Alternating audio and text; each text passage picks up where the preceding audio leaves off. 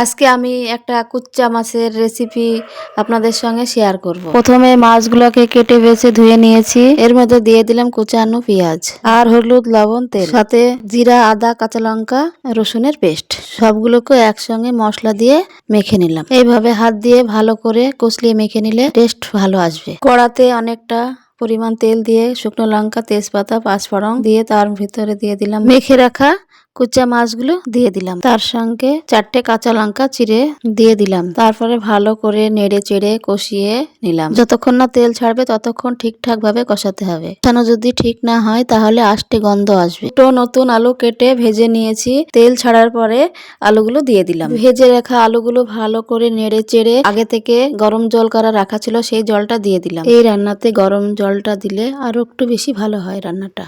আলু মাছ সিদ্ধ হয়ে গেলে ঝোলটা পরিমাণ মতো রেখে গরম মশলা দিয়ে নামিয়ে নাও।